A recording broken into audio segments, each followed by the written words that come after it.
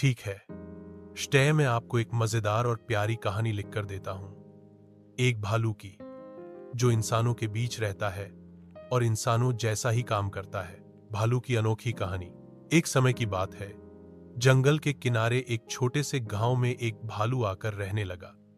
लेकिन यह कोई साधारण भालू नहीं था।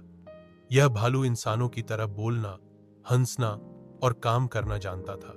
गांव वाले पहले तो उससे डरते थे, लेकिन धीरे धीरे सबको समझ आ गया कि यह भालू बहुत ही दयालु और होशियार है। इंसानों जैसा जीवन। सुबह होते ही भालू भी सबकी तरह उठता, नहाता और गांव के बच्चों के साथ स्कूल की घंटी बजने तक खेलता। दोपहर में वह चश्मा लगाकर अखबार पढ़ता और किसानों के साथ खेत में काम करने चला जाता। कभी कभी वह गांव की दुकान पर बैठ जाता और सबको सामान तौल कर देता।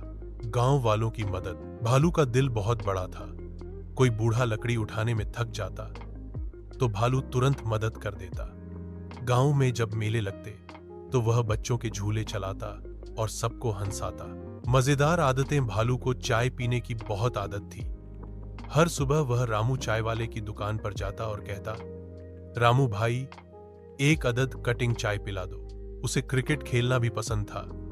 जब भी गांव के लड़के खेलते, भालू बैटिंग करने चला जाता और छक्के चौके मार देता। अंत में धीरे धीरे भालू गांव का हिस्सा बन गया। लोग उसे भालू भैया कहकर बुलाने लगे। अब कोई उसे जंगली नहीं मानता था, बल्कि एक अपना समझता था।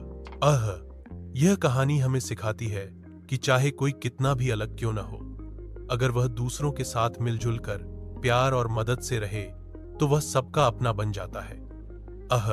क्या आप चाहेंगे मैं इस कहानी को हास्य अंदाज में बच्चों के लिए संवाद और एक